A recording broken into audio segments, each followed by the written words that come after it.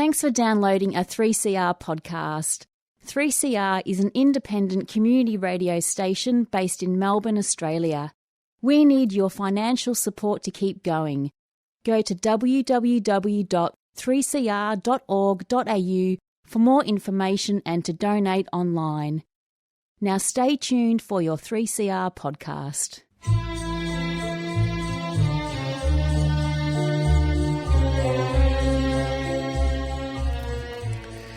Sabah al-Khair, good morning dear listeners. You're listening to Radio 3CR on 855 AM and Palestine Remembered with Robert Martin, Nasser Mashni and Yusuf Ahmed al-Rimawi.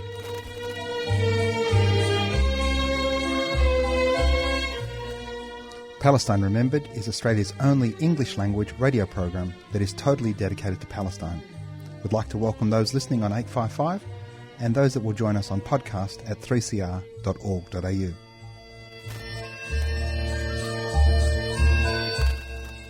Thanks for joining us. Stay with us and enjoy the episode.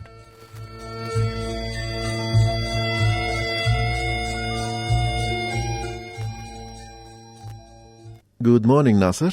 Good morning, Yusuf. How are you doing? So we're back to the 9:30 time slot. Yes, well, we apologise to our listeners that didn't get the advice last week, but they can download the podcast at 3cr.org.au. Yes, last week we aired at 9 o'clock. 9 o'clock. But we're back now, and today we have a few news items on BDS, but also we have a powerful statement made by the Jewish Voices for Peace from the United States that we will share with our listeners, and maybe a couple of more items. So without further delay, Malaysia has been stripped of hosting the 2019 World Para Swimming Championship after it refused to let Israeli athletes compete in the country.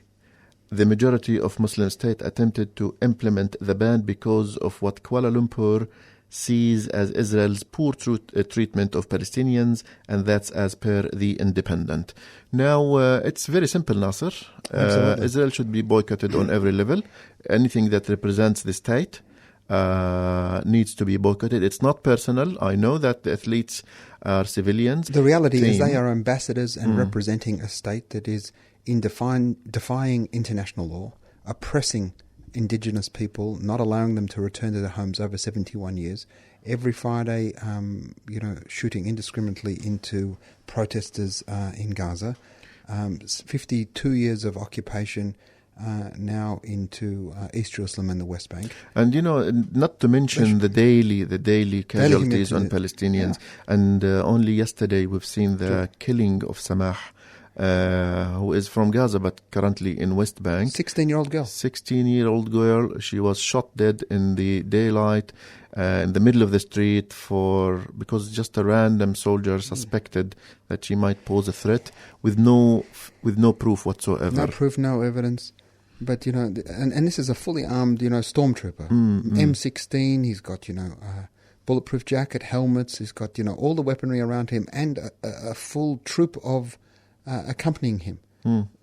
He doesn't need to resort to violence, to lethal force. In every country around the planet, there are ways to neutralize threats. Absolutely. If you really want to deal with the situation, especially when you're talking about a teenager girl, it's not gonna take much resources to neutralize her. But sadly, we're talking about a situation, this psychosis, and where we've got Benny Gantz, the ex-general who's now running to be Prime Minister, running against Benjamin Netanyahu, claiming, that he took Gaza back to the Stone Age.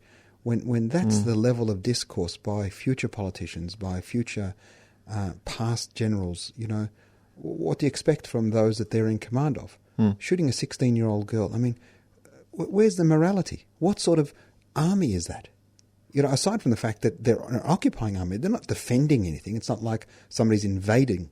No. And, she stormed a tank. They are on somebody else's land, and they are committing crimes on a daily basis. And a country that doesn't want to do anything with a state like this we should applaud those countries. Has every right, and we should applaud Absolutely. countries like Malaysia for this. And we're going to hear from Dr. Mahathir now. And yes, and this is what Dr. Mahathir Mohamad, the Prime Minister of Malaysia, had to say in response to a question about why Malaysia refused the entry of Paralympics from Israel.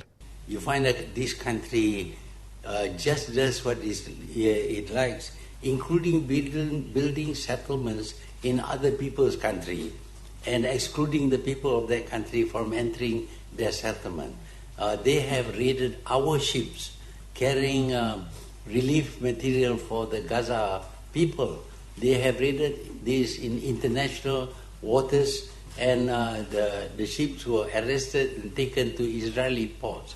There are many other things that is done by Israel that is against international law and against morality and human rights.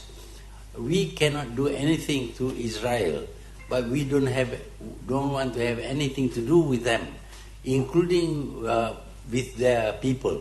If their people wants to compete in sports, they can go to some other country. But for Malaysia, they are coming from a criminal country, and we cannot accept them.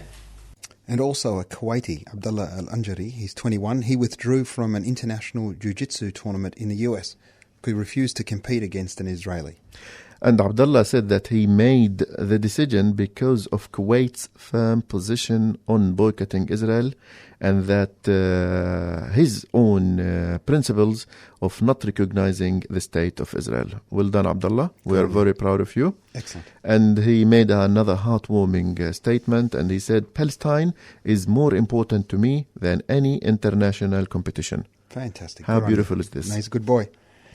So the world is not going to accept having normal relations with an occupying power, a rogue state, a criminal entity.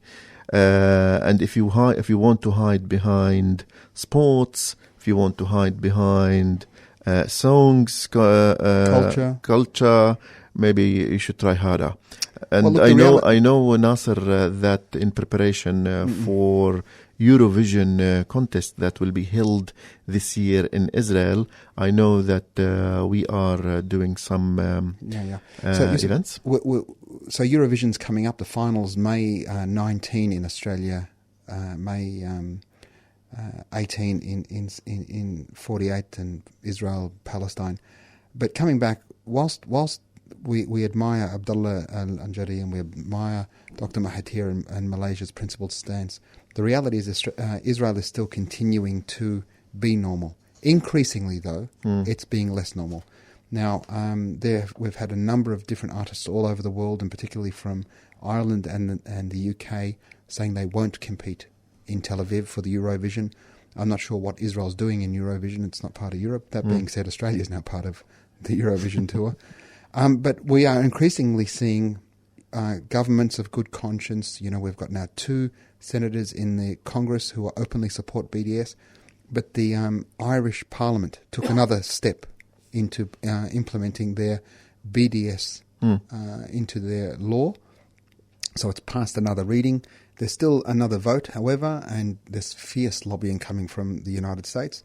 But it passed the second reading, so there's only one more step before it becomes a criminal act to import West Bank goods into Ireland, which is fantastic. We thank the Irish people for their staunch support of the Palestinians.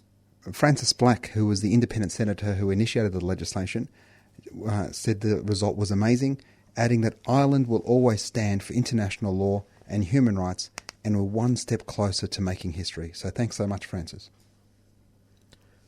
And in line with that, Nasser, Amnesty International is on board. Yeah, well, they've just released a very short, powerful, about 1.5 minute video titled Ever Wanted a Dream Holiday in Israel? Mm-hmm. And what they've got is a Palestinian talking about, you know, how wonderful a time you can have oppressing Palestinians, being part of a system that denies Palestinians their legitimate rights and their rights to return, access to their own homes, lands, villages, water. And it's in line with Airbnb's very strong position in delisting any West Bank properties and East Jerusalem properties because they're not part of Israel.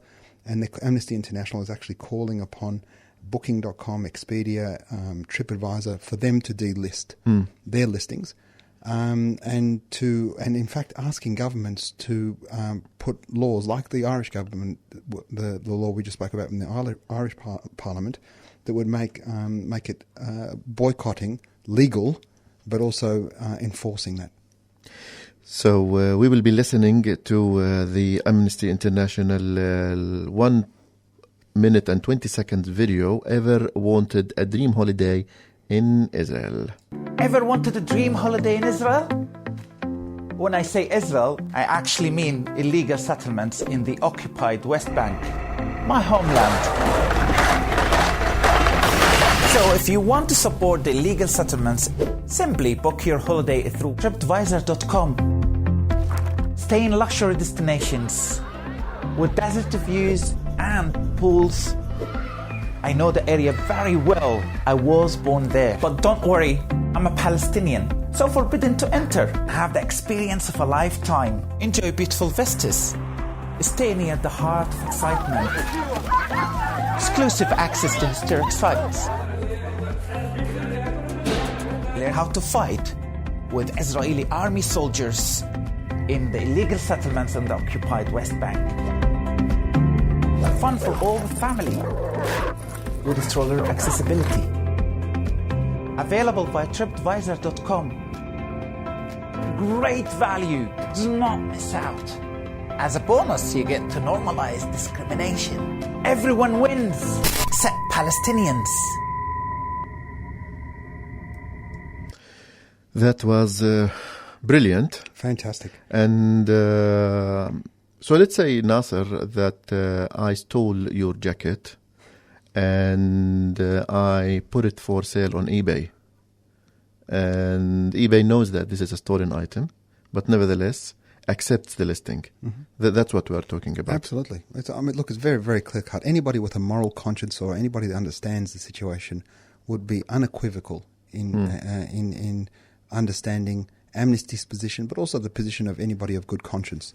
The reality, and I know the Executive Council of Australian Jewry has released a press release denouncing the video, calling Amnesty anti-Semitic. Oh, that's really bankrupt. It's morally every bankrupt, every time we criticize the policies of the state of Israel, you are going to hit us with this old. Come on, be creative. Well, we need to move on from anti-Semitism. Whilst we don't want to deny, we don't want to deny the fact that their anti-Semitism is a problem, and there are many people who have an unexplained psychosis in wishing to blame the Jewish people and the Jewish religion for all of the ills of the world. That is anti-Semitism, and it's a crime, and it's a horrible thing. But we need to move to a point where we start recognizing anti-Palestinianism. True. And the reality of the people like within the ECAJ and AJAC and those other Israel lobby groups who are Jewish, but increasingly becoming marginalized within the in the greater Jewish community, that anti-Palestinianism is the elephant in the room. Is a far greater problem in how it's exacerbated. Whether it's a 16-year-old girl Siham getting shot down, Samah, excuse me. Whether it's denying the Palestinians their right to self-determination, whether it's denial that Israel is an apartheid state, whether it's denial of that 750,000 Palestinians were expelled and ethnically cleansed in the Nakba, whether it's denial that the Palestinians lived as indigenous people for millennia in the Holy Land, whether it's the continued denial of Palestinian rights to their own state, accusing Palestinians of organizing the Holocaust, applying double standards that, on the Palestinians, denying Palestinians the right to boycott, divest and sanction, making mendacious and dehumanizing statements that we want to wipe Israel off the map. These are all forms of anti-Palestinianism, and it is, in a world context, more people suffer from anti-Palestinianism, though a recent phenomenon. It's only 71 years old. It's more people are suffering from that than they are from anti-Semitism. That being said, anti-Semitism is obviously 2,000 years old and is linked back to biblical times. But we should, whilst we condemn anti-Semitism, we need to condemn in the same strength, in the same voice, anti-Palestinianism, and we need to hold people to account on top of Nakba denial. Yusuf. Yes, and on this point, Nasser, I want to make 2 points. The first one is the legal paralysis sometimes when dealing with Palestinians in airports and checkpoints when they travel. Today I shared from Aspire Archive a story that took place 2 years ago, and I will quickly read the highlight. A Palestinian refugee and holder of Egyptian travel document from Cairo flew from Cairo to Germany for treatment. At the Paris transit stop, the crew found out that he passed away, so his body was transported as per the ticket to Germany, which allowed his entry, but because he has a visa, but denied him burial. Saudi Arabia, on the other hand, where his family lives, refused to receive his body because he is not a resident. Egypt, of which he holds a travel document, denied his body entry because he does not have a return visa. His body is in Germany hospital until he finds a grave, not a homeland. So every day, Nasser, there are more stories like this that go unnoticed. Anti-Palestinianism. Because of the anti-Palestinianism. Yep. And when Amnesty International tried to just talk about the black and white type of human rights, which is not accepting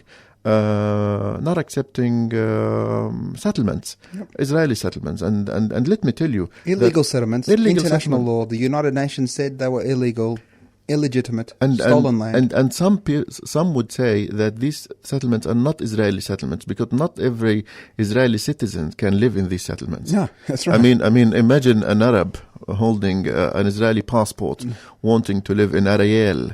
Yeah. Near Nablus. Yusuf, you have to Yusuf, we should remind our listeners, and we've spoken about this before, you have to go through the admissions council, where the interview process quickly determines that you are not suitable, Yusuf. To even apply. No, you can apply, but you won't get admission. Yeah. You will not meet our stringent standards. So I challenge the term Israeli settlements. These are Jewish settlements or Zionist settlements. Absolutely. Definitely not for all, open for all Israelis. We don't know, Yusuf. We don't know, in fact, that every resident of every illegal settlement is necessarily a Zionist. No. The reality, though, some of them are economic. The reality. Some of them are ideological settlers. Many of them are economic.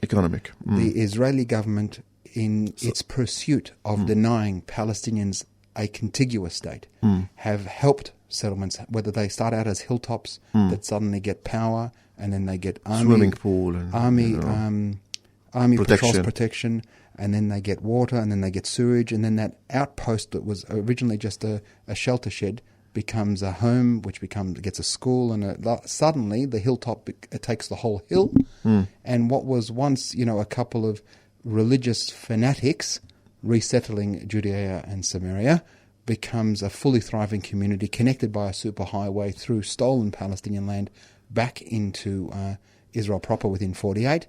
But the government, the Knesset, whether it's Likud or Labour, left or right, makes those properties cheaper than the properties within 48. And so people who can't afford the prices in Tel Aviv end up in a settlement. Now, I mean, imagine living in a unit, let's say, in a building with maybe 1 or 2 bedroom apartment, and then as opposed to having your own big house with a farm, with a swimming pool and backyard.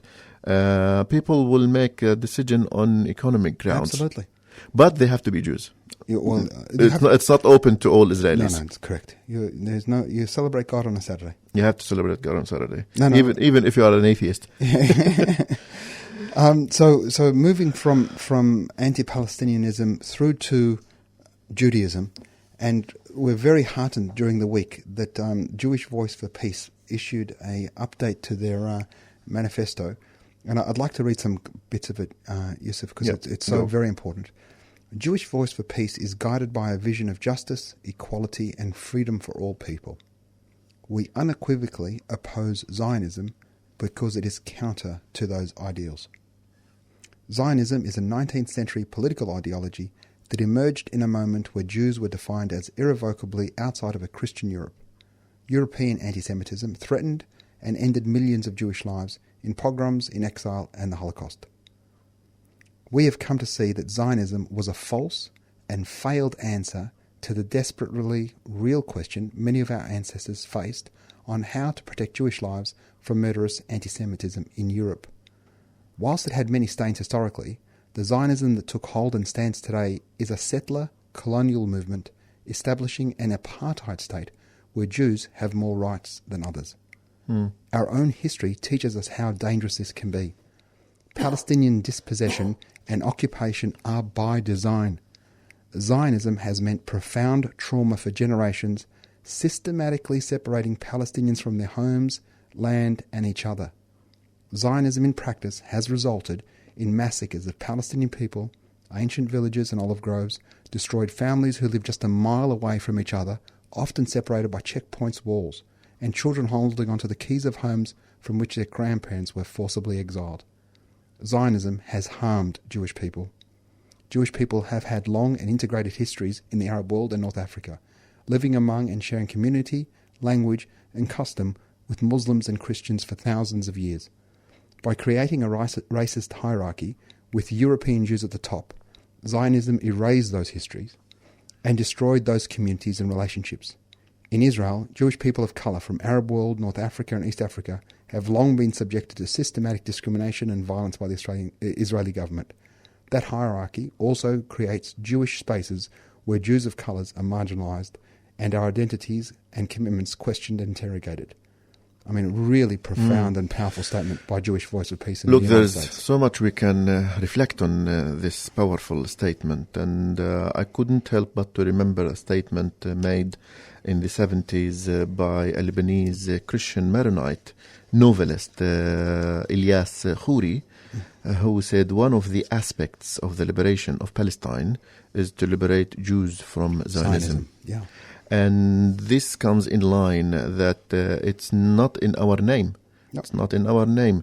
I mean, the Zionists, one of the aspects of Zionism is that they confiscate every other voice on Judaism, and they want to be the monopolistic representative of Jews and Judaism around the world. And thanks to people like this, thanks to people of good conscience, from, in this case, the Jewish Voices for Peace of the United States based, but not only in America. We have people in Australia absolutely. And all around the world, and even in Israel. Absolutely. From within, who say to the Zionist institution, not in our name. Absolutely. There is a clear distinction. I mean, you don't remember, Yusuf, you don't have to be Jewish to be a Zionist. No, you can be an Arab. You can be. There are many Zionists that aren't Jews. Yes. Yeah. And in fact, we evangelical Christians. Yeah. We made last year. We made an interview. Robert made an interview with Stephen Sizer. Yeah, thanks for reminding me. I was struggling to remember the name, and he said 90% of Zionists around the world are non-Jews. Yeah. In line with this, and therefore, it did so much damage to the victims of Zionism, that is in our case the Palestinians, by stealing the land and the expulsion of the landowners, but also it did so much damage to those who identify or subscribe to Judaism as faith and as also blood connection. And the manifestations of that is taking the babies from the Yemeni Jews and trying to prevent the Falasha Jews from having more babies. And as we speak, Nasser, there was a big protest in Tel Aviv and other places in Israel by African Jews against the police brutality against them. That resulted in the killing of one of the African Jews. And therefore, we're talking about colonial institution that does not discriminate against anyone, including Jews.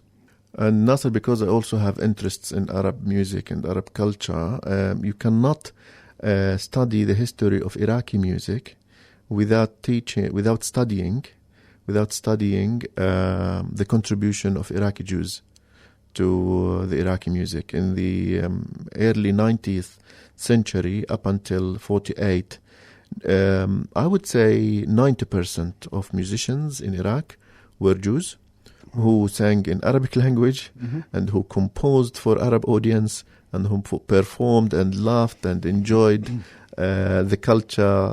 And the only way you could tell they were Jews if they tell you, because sometimes even their name. Of course, they were Arabs. The Arabs who celebrated God on Saturday. Yeah. And one of the stories I remember from a dear friend is after the 1967 war, when Israel captured East Jerusalem, the Arab Jews, who were front line, because we keep the European Jews at the back. Jews. We'll sacrifice the brown ones, send them to the front. When they took East Jerusalem, the excitement that they were able to go to the music shops and ransack the music shops and take Arabic music and Farid al-Atrash, take the tapes back. They were like, fantastic! I can listen to Arabic music again.